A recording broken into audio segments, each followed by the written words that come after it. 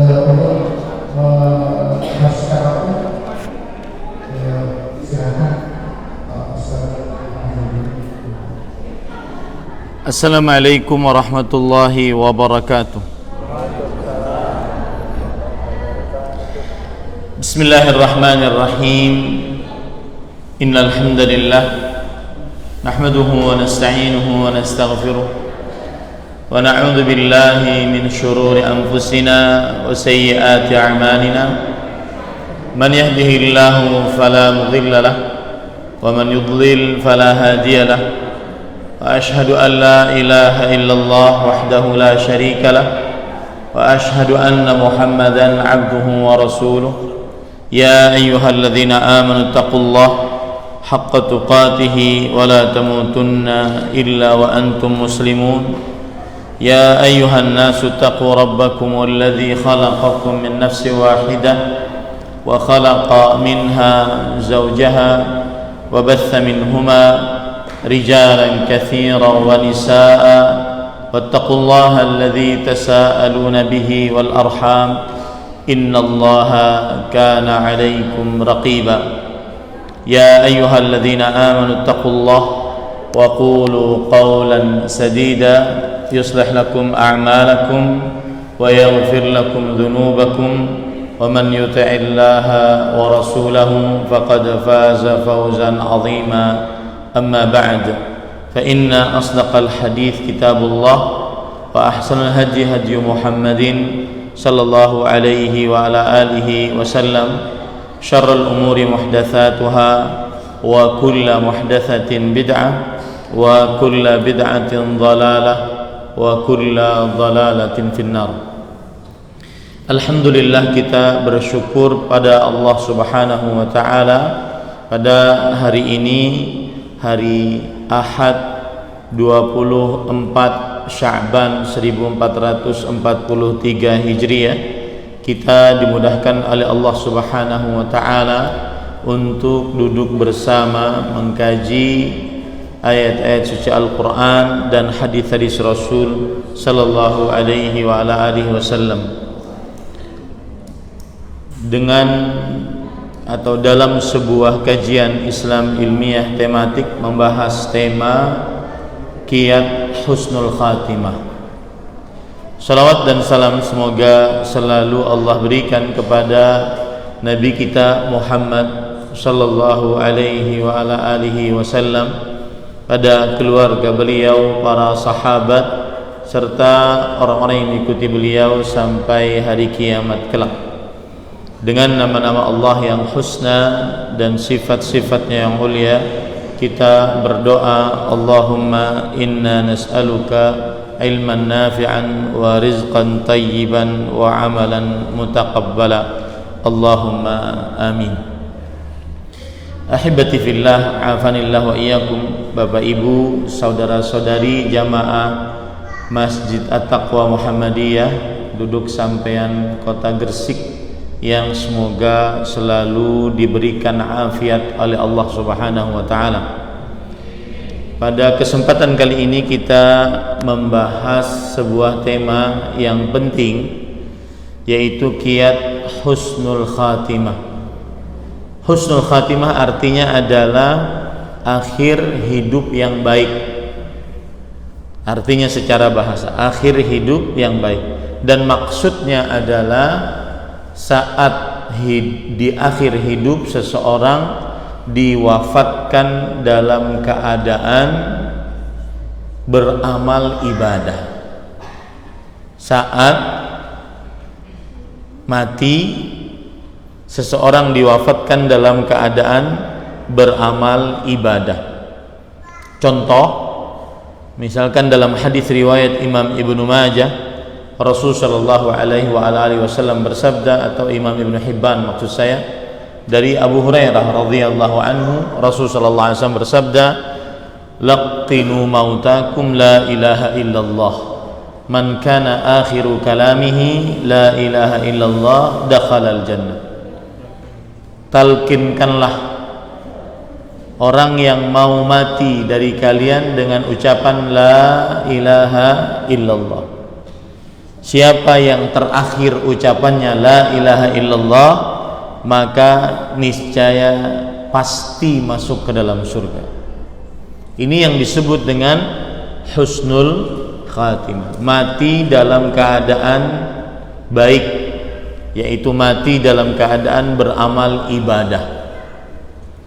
Dan juga berdasarkan hadis Rasul sallallahu alaihi wasallam bahwa Rasulullah sallallahu alaihi wasallam bersabda, "Innallaha idza arada bi'abdihi khairan asalah." Sesungguhnya Allah Subhanahu wa taala jika menginginkan kepada seorang hamba kebaikan, maka Allah akan mengakhiri hidupnya dengan kemanisan, mengakhiri hidup hamba tersebut dengan kemanisan.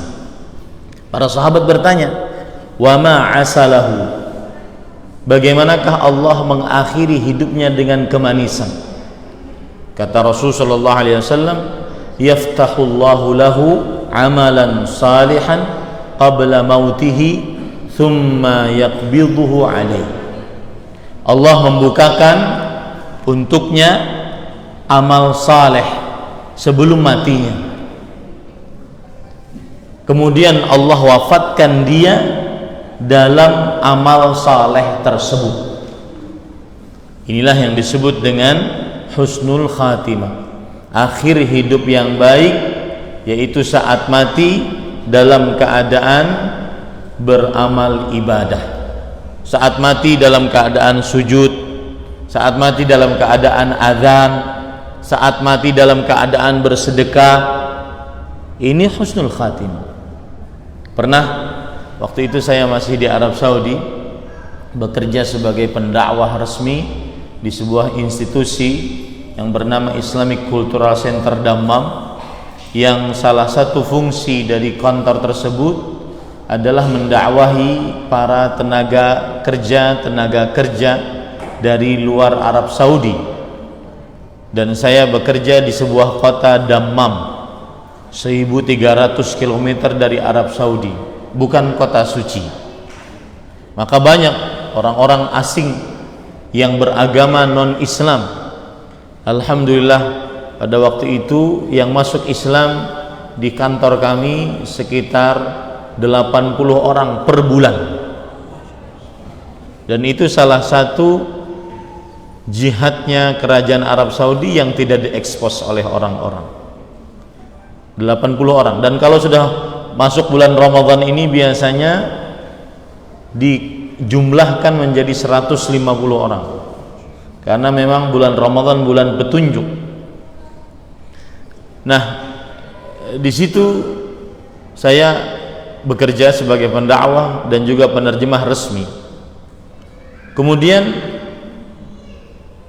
yang ingin saya sampaikan adalah bahwasanya seseorang saat dia dalam keadaan husnul khatimah, maka dia akan diberikan petunjuk untuk beramal saleh, petunjuk untuk beramal saleh. Ceritanya tadi adalah seseorang ketika di waktu itu di Arab Saudi ada diberitahukan oleh pemerintah secara resmi untuk membuka donasi secara resmi satu negara. Untuk apa? Membantu kaum muslimin yang ada di Gaza, Palestina, karena waktu itu digempur oleh negara Zionis Yahudi. Nah, kemudian dibukalah open donasi di setiap kabupaten, begitu ada pos-posnya secara resmi oleh pemerintah Arab Saudi. Ada kejadian menarik masuk ke dalam koran di Arab Saudi. Suatu pos mendapati orang membawa uang, tumpukan real, tapi penuh dengan darah. Penuh dengan darah. Kemudian yang menerima santai saja, terima kasih, jazakallahu khairan. Tapi kalau boleh bertanya, ini ada apa? Kemudian setelah itu diceritakanlah bahwasanya ini bukan uang saya hanya pengantar. Ini uang seorang yang dia ingin mensedekahkan hartanya untuk kaum muslimin di Gaza, Palestina, tapi dia tabrakan di tengah jalan dan meninggal. Sebelum meninggal dia berpesan kepada saya, bawakan harta ini ke pos untuk kepentingan kaum muslimin di Gaza, Palestina. Ini husnul khatimah. Mati dalam keadaan bersedekah, mati dalam keadaan berjihad, mati dalam keadaan sholat malam, mati dalam keadaan subuh-subuh mau pergi ke masjid ditabrak orang, kan sering terjadi. Husnul khatimah. Maka husnul khatimah adalah akhir hidup yang baik. Sebagaimana misalkan dalam hadis Rasul sallallahu alaihi wasallam bersabda, di dalam sebuah hadis, dan ini hati-hati kalau kita sedang berjalan-jalan kemana-mana, maka perhatikan hadis ini. Jangan-jangan kita punya hajat di tempat yang kita ingin tuju dan disitulah matinya kita. Bagus kalau seandainya tempat tersebut adalah tempat ibadah seperti kota Madinah, kota Mekah, tempat ibadah. Ini bagaimana kalau seandainya seseorang jalan-jalan ke tempat yang haram-haram, yang di negara tersebut hanya terlihat aurat, tidak ada yang lain, hanya terlihat aurat. Maka perhatikan hadis ini. Rasul sallallahu alaihi wasallam bersabda, "Innallaha idza arada qabda ruha 'abdin bi ardin ja'ala lahu fiha hajah." Sesungguhnya Allah Subhanahu wa taala jika menginginkan mencabut nyawa seorang hamba di sebuah tempat, Allah akan buat hamba tersebut memiliki hajat di tempat itu. Kalau seandainya tempatnya tempat ibadah, seperti sekarang kita ke Masjid At-Taqwa Muhammadiyah untuk menuntut ilmu, ternyata kita mudah-mudahan kita husnul khatimah meninggal di sini, maka ini sebuah amal ibadah kepada Allah Subhanahu wa taala. Beda hal kalau seandainya seorang tempat pergi bertamasya, di tempat tamasya tersebut banyak hal-hal maksiat, maka ini tentunya su'ul khatimah. Nah, ini pada ikhwan yang dirahmati oleh Allah, kebalikan dari husnul khatimah adalah su'ul khatimah, kematian yang buruk. Saya ingin bacakan bagaimana kematian yang buruk tersebut. Ada kisah disebutkan di dalam kitab Al-Jawabul Kafi liman sa'ala 'anid dawa'i syafi. Jawaban yang sempurna bagi siapa yang bertanya tentang obat yang menyembuhkan. Ini kitab sebenarnya adalah pertanyaan dari seseorang kemudian dijawab menjadi kitab. Ini menunjukkan luasnya Imam Ibnu Qayyim Al-Jauziyah. Pertanyaan, jawabannya jadi kitab. Pertanyaannya adalah bagaimana seseorang yang bermaksiat lalu bertobat, maksiat lagi, tobat lagi, maksiat lagi, tobat lagi, seterusnya seperti itu. Maka beliau menyebutkan dalam kitab ini sebuah kisah, dan kisah ini menjadi pelajaran bagi kita. Jangan sampai mendapatkan kebalikan dari husnul khatimah, yaitu su'ul khatimah, akhir hidup yang buruk, akhirnya hidup dalam keadaan bermaksiat kepada Allah Subhanahu wa taala. Saya bacakan.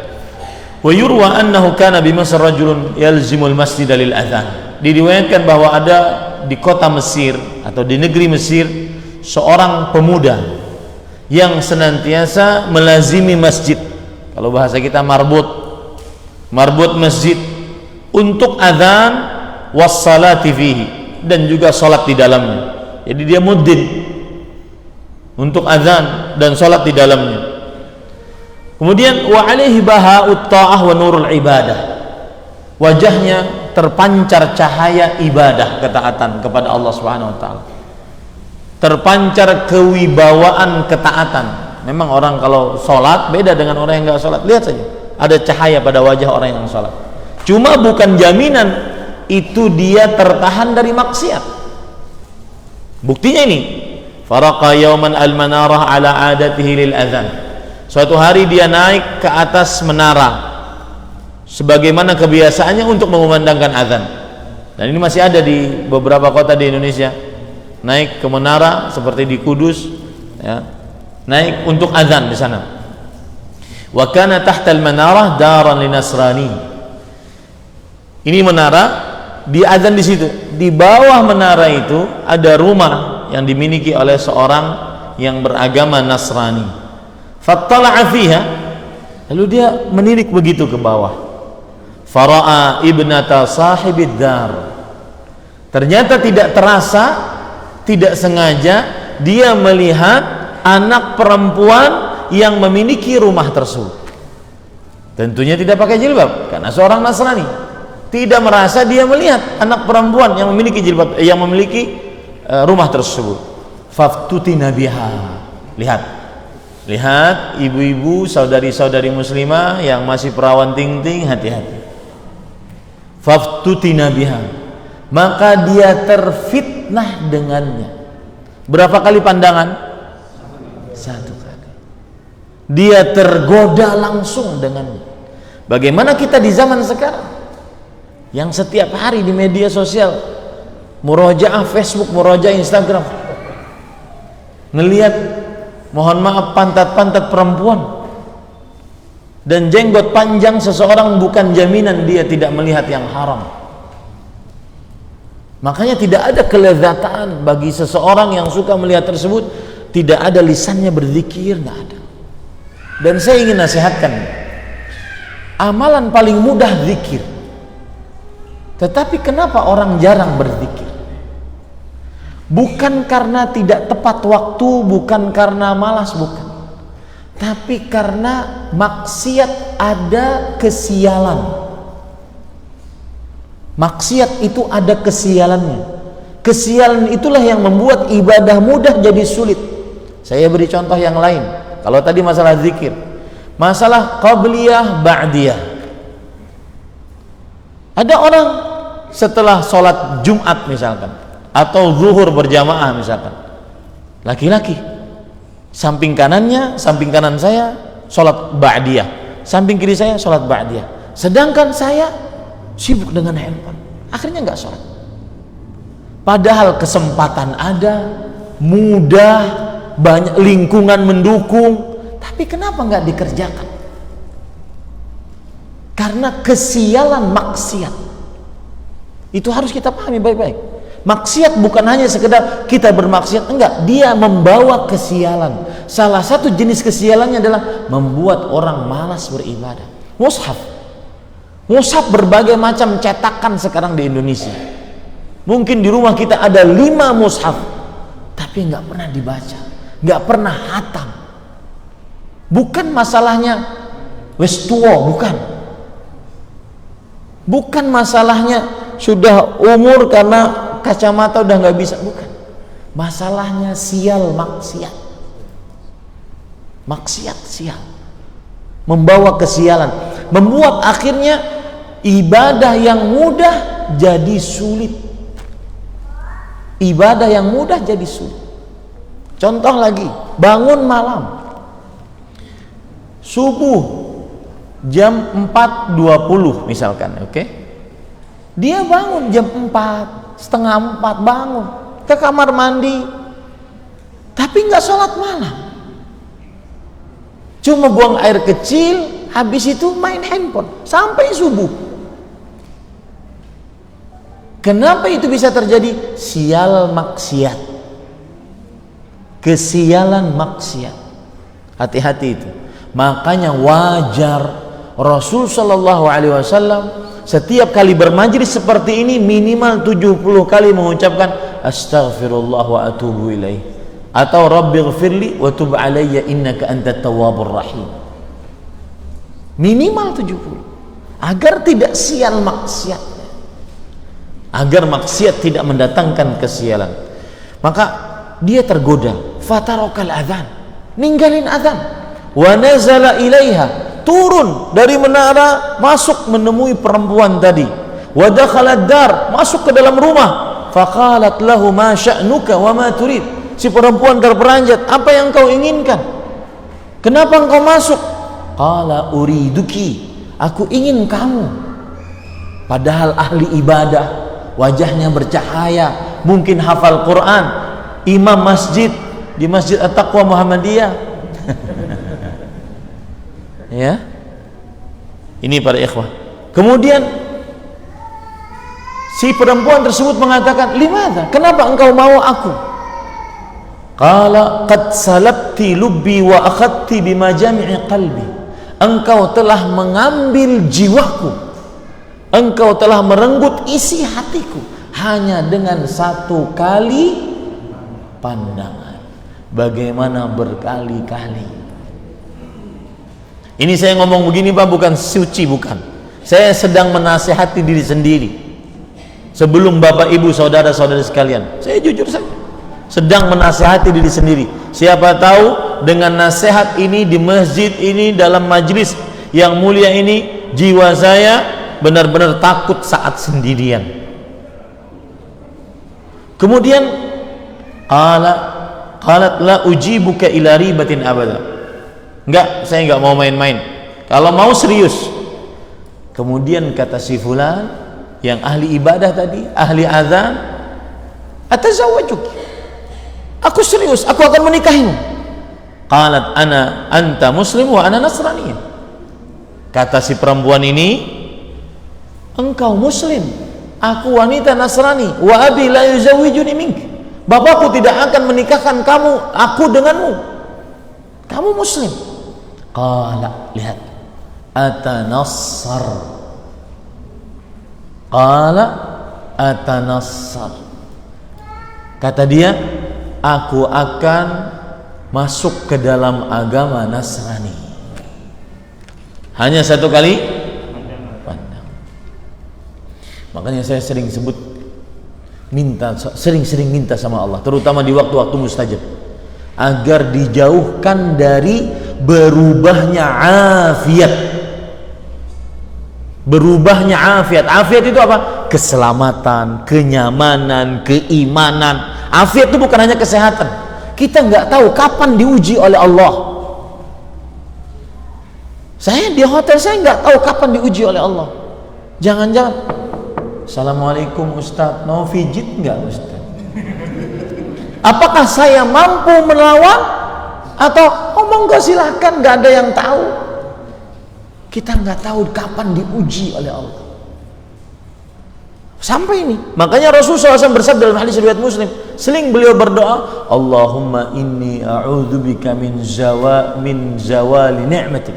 Ya Allah, aku berlindung denganmu dari hilangnya nikmat yang kau berikan kepadaku, wa tahawuli afiatik, dan berubahnya afiat yang engkau berikan kepadaku. Ini hati-hati nih. Wa fujaati niqmatik, dan datangnya tiba-tiba musibah yang engkau berikan. Wa jami'i sakhatik, dan seluruh kemurkaan. Ini hati-hati.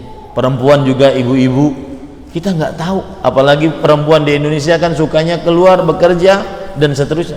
Kita nggak tahu. Saya sering kalau melihat di beberapa rumah makan, kadang-kadang ada pakaian sama-sama laki-laki perempuan, saya yakin itu bukan suami istri, itu adalah teman kantor. Bagaimana kemudian karena sering bergaul, karena sering keluar kota, akhirnya ada timbul rasa, si laki-laki lupa istrinya, si perempuan lupa suaminya. Seseorang tidak tahu kapan diuji oleh Allah SWT. Sering-sering berdoa. Makanya orang ini mengatakan, qala atanassar, aku akan masuk dalam agama Nasrani. Qalat in fa'alta af'al. Baik, kalau seandainya kamu mau masuk Nasrani, aku akan mau nerima lamaranmu. Fatanassara ar-rajul. Akhirnya orang itu menjadi Nasrani, liyatazawwaja, agar bisa menikahi perempuan tersebut. Wa aqama ma'ahum fid dar. Akhirnya sudah tinggal bersama perempuan tersebut. Karena sudah menjadi kebiasaan di luar agama Islam tinggal bersama dengan pacarnya. Belum menikah ceritanya. Falamma kana, sudah tinggal menara untuk azan nggak ada lagi tuh. Nggak ada lagi. Masjid, iqamah, ya, azan, iqamah, mungkin imam sendirian, makmum juga termasuk dia sendirian, udah nggak ada lagi tuh. Apa yang terjadi? Falamma kana fi athna'i dzalikal yawm raqa ila sath. Ketika dia naik ke atas loteng di rumah itu, kemudian dia jatuh, fasaqata famata, jatuh mati. Apa yang terjadi? Falam yadhfar biha, belum merasakan nikmatnya bergaul dengan perempuan ini sebagai istrinya, karena belum selesai, belum jadi istri. Wa ma wafatahu dinuh, tetapi dia sudah kehilangan agamanya. Ini namanya su'ul khatimah. Nah, yang kita bicarakan adalah kiat agar mendapatkan husnul khatimah. Baik, kiat yang paling pertama dan paling utama agar mendapatkan husnul khatimah adalah akidah yang benar. Ini paling utama dan paling pertama. Akidah yang benar, tidak mensyirikkan Allah Subhanahu wa taala. Tidak pernah melakukan hal yang berkaitan dengan kesyirikan, terutama syirik-syirik besar. Apa dalilnya? Perhatikan dalam surat Fussilat dan juga surat Al-Ahqaf. Surat Fussilat ayat 30, surat Al-Ahqaf ayat 13. Innal ladzina qalu rabbuna Allah, sesungguhnya orang-orang yang mengucapkan Rabb kami adalah Allah. Rabb kami adalah Allah. Ini akidah yang benar. Kemudian apa yang terjadi? Tsumma istaqamu, lalu dengan akidah yang benar tersebut dia istiqamah di atasnya. Tatanazzalu alaihimul malaikah alla takhafu wa la tahzanu wa abshiru bil jannati allati kuntum tu'adun. Maka saat mau dalam keadaan sekarat, turun malaikat mengatakan, hai fulan, jangan takut untuk kehidupan setelah kematian, karena kamu berakidah yang benar. Hai fulan, alhamdulillah, hai fulan, jangan khawatir terhadap keluargamu yang kamu tinggalkan, karena kamu berakidah yang benar. Lalu apa? Wa abshiru bil jannati allati kuntum tu'adun, dan bergembiralah dengan surga yang dijanjikan untukmu. Ini saat-saat dalam keadaan sakaratul maut. Maka ada kadang-kadang orang kalau seandainya mau meninggal, dia seperti menggapai sesuatu, tersenyum. Itu seketika sakaratul maut menunjukkan bahwasanya dia sedang melihat malaikat yang tidak dilihat oleh manusia yang bukan dalam keadaan sekarat. Ini menunjukkan akidah yang benar adalah kiat pertama seseorang mendapatkan husnul khatimah. Maka saya nasihatkan agar belajarlah ilmu tauhid. Apalagi nih kita lagi dalam fenomena ada orang yang mengaku memindahkan awan, menahan hujan. Ini tidak ada yang bisa menjawab kecuali orang yang belajar tauhid. Dan Al-Quran sebagai petunjuk kita benar-benar sudah menunjukkan bagaimana kita bisa menjawab pernyataan orang tersebut. Pernyataan bahwasanya saya diberi kuasa oleh Allah untuk bisa mengatur awan, untuk bisa memindahkan hujan. Saya diberi remote oleh Allah untuk bisa memindahkan awan, bisa mengatur hujan. Tidak ada yang bisa menjawab ini kecuali orang tauhid, orang yang ngaji tauhid. Apa jawabannya? Jawabannya adalah Allah Subhanahu wa taala berfirman di dalam ayat yang begitu banyak, dalam surat Al-Anbiya, dalam surat Al-Mu'minun, Allah mengajak orang yang mengaku mampu mengatur alam semesta, di antaranya memindahkan awan dan hujan. Apakah benar itu bisa terjadi? Karena kalau benar berarti ada dua Tuhan yang mengatur. Kalau ada dua Tuhan berarti akan hancur dunia dan langit ini. Karena yang satu mau hujan, yang satu mau tidak hujan. Yang satu mau paceklik, yang satu mau hujan. Akan hancur dunia. Dan itu disebutkan oleh Allah dalam Al-Quran. Allah Subhanahu wa ta'ala berfirman, wattakhadhu alihatan minal ard hum yunshirun law kana fihima alihatun lafasadata fasubhanallah amma yasifun. Kalau seandainya di antara bumi dan langit ini ada banyak Tuhan yang mengatur, maka langit dan bumi ini akan hancur. Itu jawaban pertama. Mattakhadallahu min waladin subhanahu. Allah Subhanahu wa ta'ala tidak pernah menjadikan seorang pun menjadi anaknya. Wa ma kana ma'ahu min ilah, dan tidak pernah ada Tuhan yang mengatur bersama Allah Subhanahu wa ta'ala. Kalau seandainya ada Tuhan yang mengatur bersama Allah Subhanahu wa ta'ala, maka akan hancur langit dan bumi ini. Itu solusi Al-Quran untuk menjawab orang-orang yang mengaku diberikan kuasa oleh Allah bisa mengatur awan dan hujan. Katakan saja, kalau ada banyak Tuhan maka akan hancur. Yang kedua jawabannya adalah, kalau seandainya ada yang mengaku bisa mengatur awan dan hujan, maka katakan Anda adalah makhluk yang diciptakan. Jangankan mengatur awan dan hujan, mengatur diri sendiri tidak sanggup. Menahan air kencingnya nggak sanggup. Bagaimana mau mengatur awan dan hujan? Allah berfirman dalam surat Al-A'raf, ayusyrikuna ma la yakhluqu syai'an wa hum yukhlaqun wa la yastati'una lahum nasran wa la anfusahum yansurun. Apakah mereka mensyirikkan Allah dengan makhluk yang tidak bisa mencipta, bahkan mereka makhluk yang diciptakan? Dan sebagai orang yang bertauhid, kita wajib marah, Pak. Itu bukan kearifan lokal, Pak. Itu permasalahan akidah seorang muslim.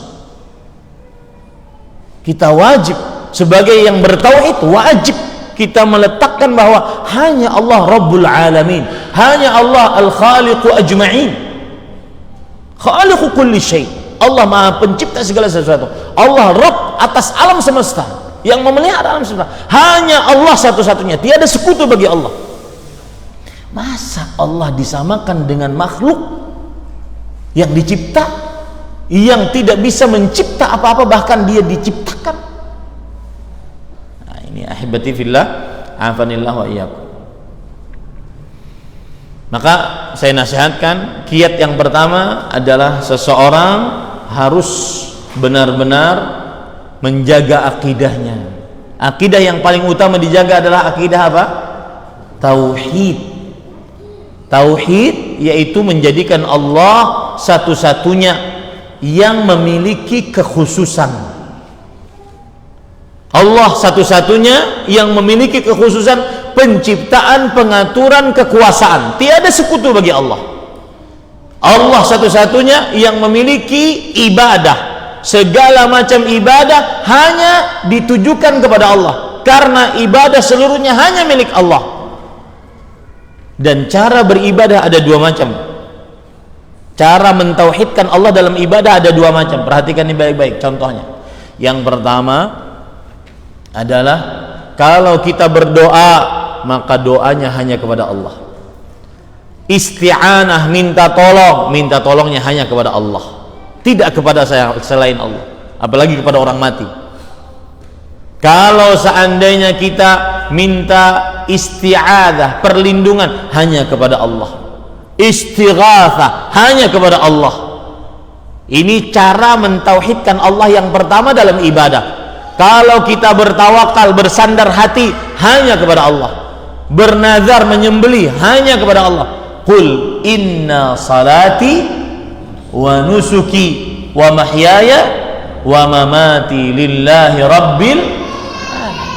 Katakanlah, sesungguhnya salatku, sembelihanku, hidup matiku hanya untuk Allah, Rabb alam semesta.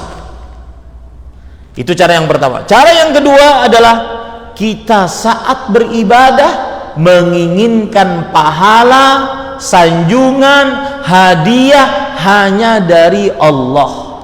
Begitu cara mentauhidkan dalam ibadah. Ada dua tadi, Pak. Seperti kita sholat, ini yang kedua nih. Sholat ingin pahala hanya dari Allah, tidak ingin pujian dari manusia. Puasa, zakat, haji, baca Quran, berzikir, hanya ingin pahala dari siapa? Allah semata, tiada sekutu bagi Allah. Itulah cara mentauhidkan Allah dalam ibadah. Ada dua, menunjukkan niat hanya untuk Allah, dan yang kedua meminta pahala hanya dari Allah satu-satunya, tiada sekutu bagi Allah Subhanahu wa taala. Dengan begitu seseorang akan mati di atas tauhid. Taib. Sekarang Bapak Ibu saudara-saudari, kiat yang kedua adalah yaitu seseorang ketika dia istiqamah, maka dia akan mendapatkan husnul khatimah. Istiqamah akan mendapatkan husnul khatimah. Allah berfirman dalam Al-Quran, ya ayyuhalladzina amanu taqullaha haqqa tuqatih wa la tamutunna illa wa antum muslimun. Wahai orang-orang yang beriman, bertakwalah kepada Allah dengan sebenar-benar takwa, dan janganlah kamu mati kecuali dalam keadaan beragama Islam. Istiqamah menghantarkan kepada husnul khatimah. Sekarang jadi pertanyaan, bagaimana cara saya agar bisa istiqamah? Bagaimana cara saya agar bisa istiqamah sampai mati? Imannya tidak naik turun. Maka jawabannya adalah rukun istiqamah ada dua, disebutkan dalam ayat tadi. Allah Subhanahu wa taala berfirman, ya ayyuhalladzina amanu taqullaha haqqa tuqatih. Wahai orang yang beriman, bertakwalah kepada Allah dengan sebenar-benar takwa. Berarti rukun yang pertama adalah bertakwa dengan sebenar-benar takwa. Apa maksudnya? Berjalan di atas jalan yang benar. Tidak akan bisa seseorang istiqamah kecuali ketika dia berjalan di jalan yang benar. Saya beri contoh. Saya dari hotel ke duduk sampean, Masjid At-Taqwa Muhammadiyah. Kalau seandainya saya salah jalan, maka tidak akan sampai ke Masjid At-Taqwa Muhammadiyah duduk sampean. Paham? Itulah yang disebut dengan berjalan di jalan yang benar. Dan ini rukun pertama, ini memerlukan ilmu agama. Maka jangan pernah bosan menimba ilmu agama. Terutama nih, sebentar lagi bulan Ramadan, semestinya mungkin sudah dilakukan ya. Semestinya setiap masjid, termasuk Masjid Taqwa Muhammadiyah, duduk sampean manggil ustaz. Manggil ustaz kajian pra Ramadan. Kajian Islam intensif Ramadan, dibahas tentang puasa sedetil-detilnya. Apa itu rukunnya, apa itu kewajiban-kewajibannya, apa itu kesunahan-kesunahannya, apa itu yang makruh-makruh dikerjakan dalam bulan Ramadan, apa itu pembatal-pembatal puasa Ramadan, apa itu pengurang-pengurang puasa Ramadan. Semestinya dipelajari secara detil sebelum masuk Ramadan. Ya, agar kita di atas ilmu, di atas jalan yang benar. Karena dengan begitu kita bisa istiqamah. Kemudian rukun yang kedua agar istiqamah adalah yaitu selalu berjalan di jalan yang benar. Kalau tadi yang pertama berjalan di jalan yang benar, yang kedua selalu berjalan di jalan yang benar. Wala tamutunna illa wa antum muslim. Janganlah sekali-kali kamu mati kecuali dalam keadaan beragama Islam. Maka istiqamahlah di dalam hal, terutama Pak, Ini saya nasihatkan untuk diri saya pribadi sebelum Bapak Ibu saudara-saudari sekalian. Terutama amalan yang tidak ada yang mengetahuinya kecuali Bapak sendiri dan Allah, kemudian para malaikat pencatat amal. Mungkin istri kita pun tidak tahu. Pertahankan itu, Pak. Talhah bin Zubair rahimahullah mengatakan, "In istata'ta an yakuna laka khabi'atan min 'amalik faf'al." Jika engkau sanggup untuk memiliki amalan rahasia, lakukan. Tidak ada yang tahu, hanya Allah yang tahu. Lakukanlah. Entah itu sholat, entah itu puasa, entah itu sedekah, entah itu membantu orang, entah itu menafkahi anak yatim, entah itu mengurus janda. Diurus, nggak mesti harus dinikahin ya. Ya. Ini Bapak Ibu saudara-saudari yang dimuliakan Allah, istiqamah di dalam amalan rahasia. Kenapa demikian? Karena Allah berfirman dalam Al-Quran, yauma tublas sarair, pada hari kiamat amalan pertama kali yang menyelamatkan hamba adalah amalan-amalan rahasia. Adapun sholat berjamaah dilihat orang, hati sudah mulai ke semana-mana. Kalau enggak sholat berjamaah malu, kalau enggak hadir kajian malu. Tetapi yang tidak dilihat orang, entah itu walau hanya 1 rakaat sholat witir yang kita kerjakan dan tidak ada yang tahu. Dari mulai sekarang sampai kita mati kita kerjakan walau 1 rakaat. Khairul a'mali adwamuha wa in qal. Amalan paling terbaik adalah yang dikerjakan terus menerus meskipun sedikit. Ini ahibati fillah, afanillah wa iyyakum. Itu kiat yang kedua, istiqamah. Dan istiqamah, kapan seseorang bisa istiqamah? Ketika dia ikhlas dalam beramal ibadah. Tidak peduli mau dikatain orang, dipuji orang, bukan ukuran dia. Yang penting bagi dia adalah apakah Allah melihat amalan saya atau tidak, apakah Allah menerima amalan saya atau tidak, apakah Allah mengganjar pahala atas amalan saya atau tidak. Nun sewu, siapa yang PNS di sini? Ada ASN? Angkat tangan. Enggak, cuma nanya aja. Jenengan sudah pensiun? Nggih, pensiun. Berapa jadi ASN? Berapa lama? 32 tahun. Taib. 32 tahun jadi ASN. Ada sebagian orang yang jadi ASN selama 32 tahun dia bisa istiqamah jadi ASN sampai pensiun. Apa sebabnya? Bisa istiqamah. Apa sebabnya? Ikhlas. Setiap tanggal 1 dapat gaji. Iya betul. Ikhlas itu kan artinya murni. Murni niatnya hanya ingin dapat gaji tanggal 1. Orang mau ngatain dia, nggak ngatain dia, yang penting saya kerja. Kamu juga nggak bayar saya tidak peduli dengan kamu. Begitulah gambaran keikhlasan. Murni hanya untuk Allah.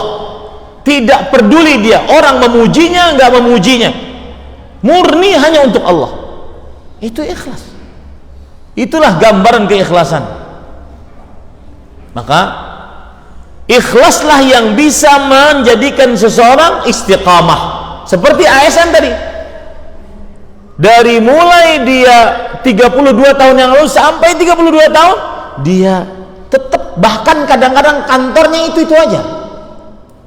Jadi kalau diputar filmnya, film kehidupannya, rumah jam 8 nih, misalkan jam 8 rumah, kantor, jam 4 pulang, balik lagi, besok begitu lagi, membosankan.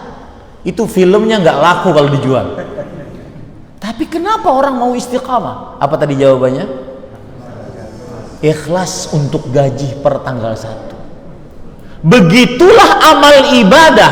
Saat kita ikhlas, kita tidak peduli omongan orang, pujian manusia, hadiah dari manusia, nggak peduli kita. Yang penting Allah memuji atau menerima amal saya atau tidak, itu yang paling penting. Paham? Sudah dapat ya? Dapat. Begitulah keikhlasan. Itu yang akan membuat seseorang dia istiqamah. Dengan istiqamah dia akan mendapatkan husnul khatimah. Jadi kiat istiqamah adalah keikhlasan. Makanya saya sering sebutkan istiqamah 3 mata rantai yang tidak akan pernah terputus. Ikhlas, istiqamah, ikhlas menghantarkan kepada istiqamah, istiqamah menghantarkan kepada husnul khatimah. 3 mata rantai yang tidak akan pernah terputus. Nah, sekarang Bapak Ibu saudara-saudari, kiat yang selanjutnya, yang keempat, yang ketiga ya, yang ketiga, kiat husnul khatimah, yaitu seseorang berdoa agar diberikan husnul khatimah. Berdoa kepada Allah Subhanahu wa taala agar diberikan husnul khatimah. Dan doa ini, Bapak Ibu saudara-saudari yang dimuliakan oleh Allah Subhanahu wa taala, sering dilakukan oleh Nabi Muhammad sallallahu alaihi wasallam. Di antara doa yang paling sering beliau baca terutama dalam sujud, ya muqallibal qulub tsabbit qalbi ala dini. Wahai yang membolak-balikkan hati, tetapkan hatiku di atas agamamu. Baca terus agar kita tetap saat mati tetap di atas agama. Dan keadaan sekarat, Pak, misalkan saya sekarang nanya kepada Bapak Ibu saudara-saudari sekalian, bisa nggak ngucapin bisa nggak menjawab pertanyaan saya, man rabbuka? Mungkin semuanya bisa. Rabbi Allah. Ma dinuka? Apa agamamu? Dini al-Islam. Semuanya mungkin bisa menjawab sekarang. Tapi keadaan sekarat, atau ucapkanlah sekarang la ilaha illallah. Mungkin semua dari kita bisa mengucapkannya, la ilaha illallah. Tapi dalam keadaan sekarat tidak bisa seseorang seenaknya. Keadaan sekarat persis seperti dalam keadaan dia sedang tidak bisa mengatur otaknya, tidak bisa mengatur hawa nafsunya. Yang ada adalah kebiasaannya. Makanya Imam Az-Zahabi yang bermadzhab Syafi'i mengatakan al-insan yamutu ala ma'asha alaih. Seseorang akan mati sesuai dengan kebiasaannya. Imam Ibnu Qayyim Al-Jauziyah rahimahullah ta'ala pernah menceritakan juga di dalam kitab beliau Al-Jawabul Kafi, beliau mengatakan ada orang yang dalam keadaan sekarat, lalu ketika dalam keadaan sekarat dikatakan kepada dia, ya fulan qul la ilaha illallah, wahai fulan ucapkanlah la ilaha illallah. Apa yang dikatakan si fulan ini? Asqi khamran, asqi, artinya tuangkan. Karena kebiasaan saat dia masih hidup suka minum khamar. Ada lagi dikatakan, wahai fulan ucapkanlah la ilaha illallah. Ketika dalam keadaan sekarat dia akan sesuai dengan kebiasaannya. Apa itu? Syahid. Kalau bahasa kita skakter. Main apa tuh? Main kartu, main catur dan seterusnya. Jadi berdoalah kepada Allah agar ditetapkan hati sampai malaikat ada di sisi kepala kita, karena setiap manusia akan dicabut nyawanya, ruhnya dari sisi kepala. Saat itulah kita sangat-sangat memerlukan ketetapan hati, ketetapan lisan, dan itu sesuai dengan kebiasaan. Makanya kita memohon kepada Allah Subhanahu wa taala, ya muqallibal qulub tsabbit qalbi ala din. Wahai yang membolak-balikan hati, tetapkan hatiku di atas agamamu. Kemudian para ikhwah yang dirahmati oleh Allah Subhanahu wa taala, termasuk dari kiat yang keempat husnul khatimah adalah seseorang senantiasa menjauhi dosa-dosa, terutama dosa besar. Sebagaimana hadis yang diriwayatkan ayat surah An-Nisa ayat 31. In tajtanibu kaba'ira ma tunhauna anhu nukaffir ankum sayyi'atikum wa nudkhilkum mudkhalan karima. Jika kalian menjauhi dosa-dosa besar yang dilarang atas kalian, kami ampuni kesalahan-kesalahan kalian dan kami masukkan kalian ke dalam tempat yang mulia, yaitu surganya Allah Subhanahu wa taala. Dari ayat ini kita ambil pelajaran, yang menjauhi dosa besar maka akan mendapatkan husnul khatimah, karena Allah mengatakan wa nudkhilkum mudkhalan karima, kami masukkan kalian ke dalam tempat masuk yang mulia, ke dalam tempat masuk yang mulia. Maka jauhi dosa-dosa besar agar kita diberikan husnul khatimah oleh Allah Subhanahu wa taala. Kemudian para ikhwan yang dirahmati oleh Allah Subhanahu wa taala, ini penting. Yang keberapa sekarang? Kelima. Jauhi menzalimi manusia. Mungkin dia ahli ibadah, salat tahajud, puasa sunnah, bersedekah, tetapi urusan menzalimi manusia dia jagonya. Seperti menggibah, namimah, ya, dia jagonya. Kemudian juga ngambil harta orang tidak dikembalikan, hutang tidak dibayar-bayar. Dan saya berpesan ini, hutang itu tidak bisa dibayar dengan istighfar. Paham nggak maksud saya? Kalau dosa-dosa lain bisa dibayar dengan istighfar. Dosa meninggalkan sholat, bertobat kita, istighfar, lalu sholat, Allah mengampuni. Dosa meninggalkan puasa Ramadan, bertobat kita, lalu beristighfar, Allah mengampuni. Tetapi dosa punya hutang kepada orang lain tidak bisa dibayar kecuali dengan melunasinya. Nggak bisa dibayar kecuali dengan melunasinya. Coba perhatikan hadis, kullu yughfaru lisyahid kullu dzambin illa dain. Orang yang mati syahid akan diampuni dosanya seluruhnya. Orang yang mati syahid berjihad di jalan Allah, seluruh dosanya diampuni, illa dain, kecuali hutang. Imam Nawawi yang bermadzhab Syafi'i mengatakan, fihi dalilun ala anna al-a'mal as-salihah la tukaffar huquqal adamiyyin, la tukaffir huquqal adamiyyin.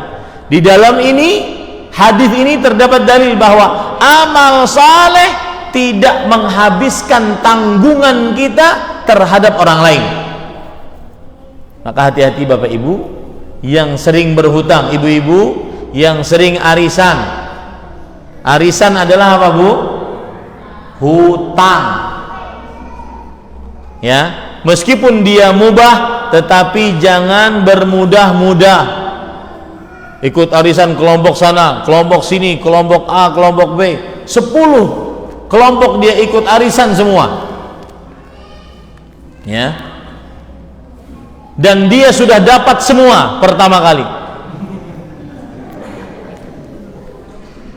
Itu hutang semua. Jika tidak dibayar, maka tidak diampuni dosanya. Dan itu kezaliman antar manusia. Kalau kezaliman kita kepada Allah, Allah Maha Pengampun. Huququl adamiyyin ma'allah mabniyatun 'alal musyahah, 'alal musamahah. Hak antar manusia dengan Allah itu dibangun di atas saling memaafkan, karena Allah Maha Pemaaf, Maha Pengasih, Maha Penyayang. Akan tetapi huququl adamiyyin mabniyatun 'alal musyahah. Hak antar sesama manusia dibangun di atas saling meminta. Ya, hati-hati ini. Dan kiat husnul khatimah adalah menjauhi kezaliman terhadap manusia, terutama dalam masalah harga diri dan harta. Jangan bermudah-mudah ngambil harta orang, terutama juga harta, harga diri dan darah. Saya berpesan nih, jangan sedikit-sedikit ngompor-ngompori orang untuk melakukan pemberontakan, untuk melakukan hal yang macam-macam. Wallahi Pak, kalau bukan karena Allah kemudian keamanan, kita tidak bisa ngaji. Dari 1 jam yang lalu tadi kita nggak bisa ngaji. Ya, hati-hati, jangan merusak keamanan. Negeri ini salah satu hadiah terindah dari Allah Subhanahu wa taala, negeri yang aman. Kita bisa sholat Jumat, kita bisa sholat berjamaah, kita bisa sholat Id, kita bisa sholat Idul Adha, kita bisa kurbanan, kita bisa terawih sekarang insya Allah bulan ini, bulan depan. Jangan dirusak keamanan ini Pak, hati-hati. Jangan ikut yang namanya provokator ingin memberontak, turunkan, gulingkan. Ya, hati-hati. Karena keamanan diminta oleh Nabi Ibrahim sebelum makanan. Wa idz qala Ibrahim rabbi ij'al hadza baladan aminan warzuq ahlahu minats tsamarat. Dan ingatlah ketika Nabi Ibrahim berdoa, ya Allah jadikan negeri Mekah ini negeri yang aman dan berikanlah makanan kepada penduduknya. Subhanallah. Nggak bisa kita Pak kajian seperti ini nyamannya kalau nggak aman. Jangan dirubah, hati-hati. Jangan pakai perasaan dan hawa nafsu, pakai dalil. Hati-hati 3 hal tadi, kezaliman, harta, harga diri dan nyawa. Hati-hati. Urusannya berat Pak. Urusannya berat. Apabila ada penggulingan misalkan, pemberontakan, kemudian yang terbunuh, itu semua yang menanggung adalah yang memprovokasi pertama kali. Dan seorang muslim akan lapang hitungannya, hisabnya di sisi Allah selama tidak ada hubungannya dengan darah manusia.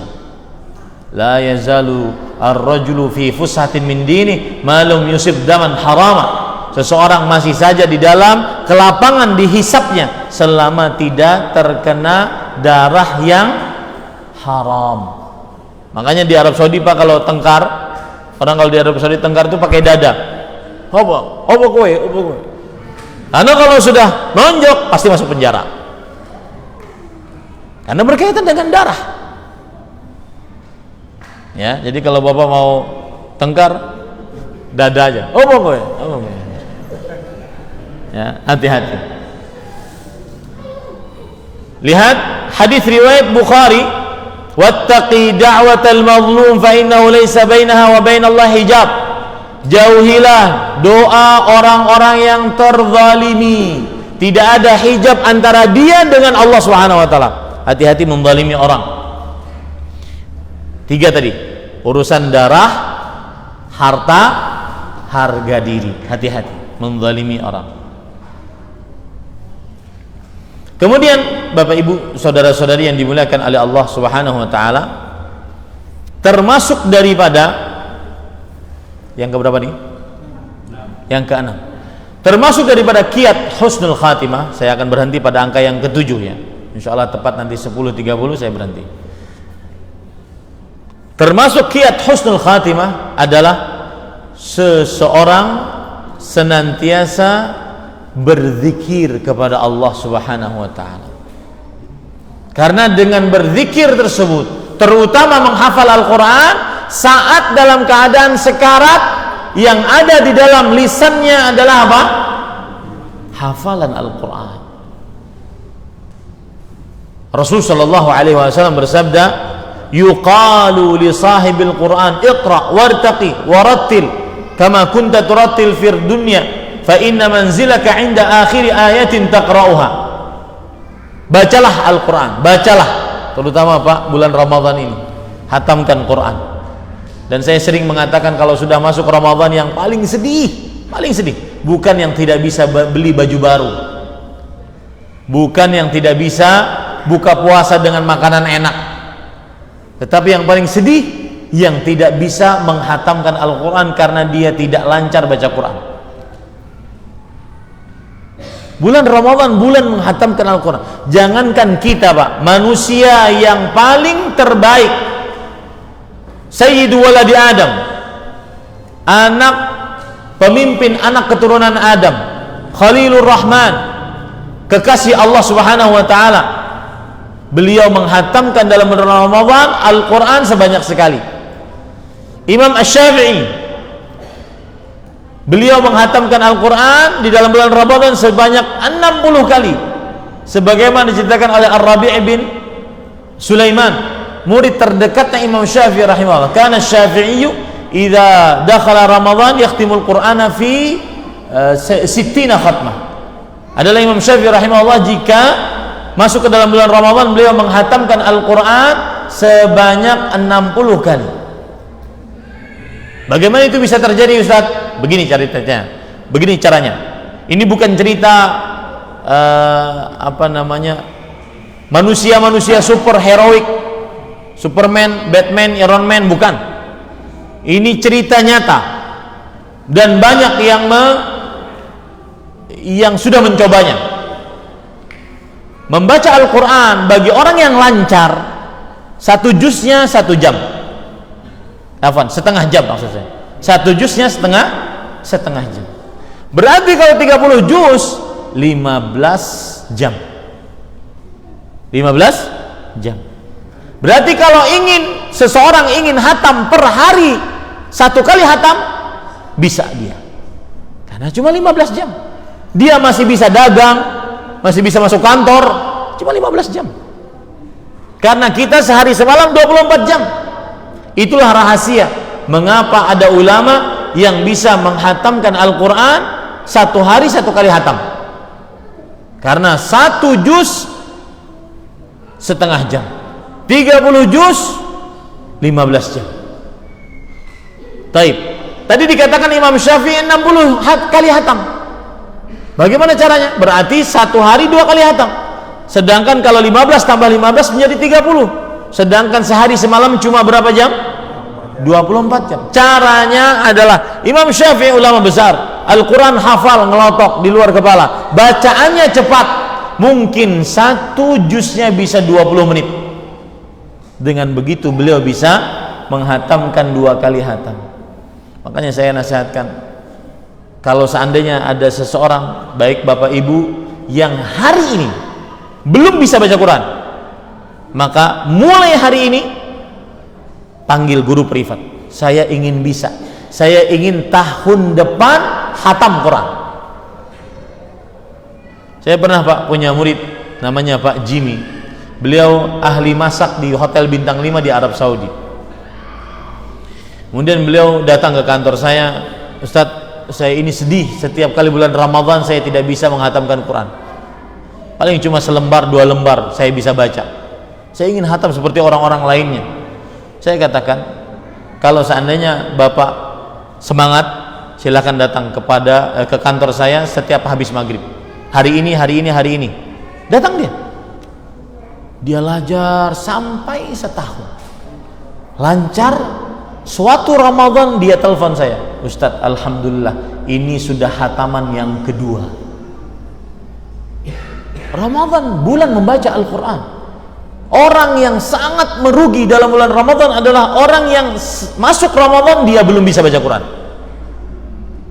Ini hati-hati Bapak Ibu saudara-saudari yang dimuliakan oleh Allah Subhanahu wa taala. Maka saya nasihatkan, kiat yang keenam dari husnul khatimah adalah suka berzikir, terutama membaca Al-Quran, hafalan Al-Quran.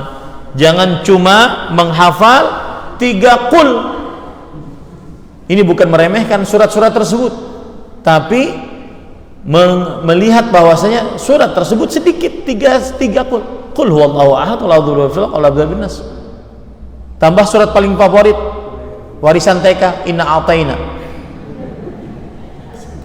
Ya, itu saja. Ini hati-hati Bapak Ibu saudara-saudari. Kalau seandainya ada, dan saya yakin tidak ada yang belum lancar, panggil guru privat. Kalau perlu Masjid Muhammadiyah, Masjid Taqwa Muhammadiyah, panggil guru-guru yang bisa mengajari kita. Saya pengen baca Quran, tahun depan saya harus hatam sekali minimal. Bikin halaqah, meskipun yang sudah jadi kakek-kakek yang belum lancar-lancar, bikin halaqah. Syaratnya cuma satu, nggak pernah berbayar, nggak usah berbayar. Syaratnya cuma satu, gratis seluruhnya. Syaratnya cuma satu, ngaku nggak bisa baca Quran. Iya betul, sedih Pak, orang berlomba-lomba. Saya jujur saja, santri saya yang Pak Saiful dan Burhani, salah satu anak beliau di pesantren saya, pesantren Intan Ilmu Barito Kuala Kalimantan Selatan. Kita punya program bagi santri. 15 hari pertama mereka di pesantren. 15 hari pertama mereka di pesantren, saya sudah bikin program yang mereka tidak akan merasakan. Insya Allah bisa terjalan program tersebut, akan bisa menghatamkan 3 kali hatam dengan segala macam aktivitas mereka. Habis subuh 2 juz, sebelum zuhur 2 juz, habis asar 2, sebelum maghrib 2 juz, selesai 6 juz. 1 jam, 1 jam, 1 jam. Jadi jam 6 sampai jam 7, kemudian jadi jam 11 sampai jam 12, dari jam 5 sampai jam 6. Yang lain dia bisa main, bisa mengerjakan aktivitas yang lain. Mudah Pak. Baca Quran bulan Ramadan adalah sesuatu yang paling indah. Amalan utama bulan Ramadan adalah sesuatu yang paling indah. Nah, nanti jangan ada pertanyaan, Ustadz, mana yang lebih bagus, menghatamkan Quran atau baca tafsirnya? Maka ini biasanya hatamnya enggak, tafsirnya enggak dibaca. Ini adalah pertanyaan para pemalas. Ya, ayo tekad berlomba-lomba. Ketemu lagi nanti setelah Ramadan, ketemu lagi berapa kali hatam. Ya, yang belum lancar buat halaqah di Masjid At-Taqwa Muhammadiyah. Panggil para santri, panggil, ajarin kami sampai bisa, sampai lancar. Ukuran lancarnya selancar Imam Sudes di Mekah. Iya, dengan begitu bisa setengah jam. Harus bisa. Saya dulu Pak di pesantren tahfidz saya di Kudus, Jawa Tengah. Pesantrennya namanya Al Furqan. Kiai saya namanya Kiai Haji Abdul Basir. Kita pesantrennya tradisional, bisa bergaul dengan orang kampung. Makanya saya sedikit bisa bahasa Jawa yang halus, karena kan Jawa Tengah halus di Kudus. Di depan pesantren ada orang jual minyak tanah. Jualan minyak tanah. Tetapi ketika azan asar berhenti dia, sholat. Saya perhatikan tuh, sholat asar berhenti, pas asar pokoknya berhenti. Kemudian baca Quran. Nanti lanjut lagi maghrib. Saya tanya kepada bapak tersebut, Pak, berapa kali kalau bapak seperti ini kegiatannya setiap hari? Nggak pernah lelet kecuali sakit. Berapa kali bapak hatam? Sebulan kadang-kadang 2 kali minimal, Ustaz. Bisa 2 kali minimal. Maka Ramadan hati-hati, dan berzikir, membaca Al-Quran adalah modal untuk husnul khatimah, karena lisan kita akan terbiasa, dan dengan itu kita akan mati di atasnya. Allahumma. Yang ketujuh, yang terakhir, Bapak Ibu, saudara-saudari yang dimuliakan oleh Allah Subhanahu wa taala, adalah yaitu seseorang ketika ingin dia mendapatkan husnul khatimah, maka hendaknya dia mengetahui apa saja husnul khatimah tersebut. Apa saja husnul khatimah tersebut. Salah satu husnul khatimah tersebut adalah mengucapkan la ilaha illallah. La ilaha illallah. Maka sering-seringlah berzikir la ilaha illallah, sehingga lisannya terbiasa mengucapkan la ilaha illallah, dan itulah tanda husnul khatimah. Rasul sallallahu alaihi wasallam bersabda, "Man kana akhiru kalamihi la ilaha illallah dakhalal jannah." Siapa yang terakhir ucapannya la ilaha illallah, masuk ke dalam surganya Allah Subhanahu wa taala. Itulah 7 minimal kiat-kiat husnul khatimah. Yang pertama adalah tauhid, akidah yang benar. Yang kedua, istiqamah. Yang ketiga, berdoa, ya muqallibal qulub tsabbit qalbi ala dini. Yang ketiga, yang keempat adalah apa? Menjauhi dosa-dosa besar. Yang kelima, jangan menzalimi orang lain.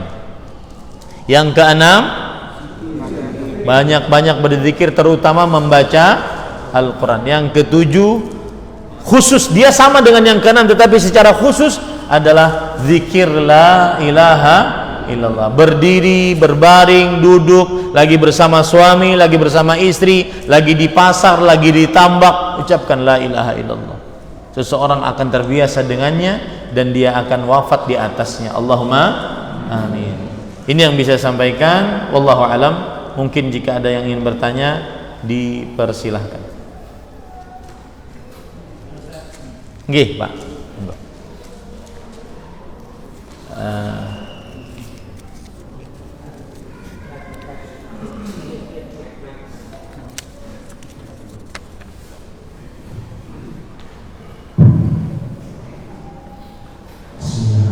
Assalamualaikum warahmatullahi wabarakatuh. Waalaikumsalam.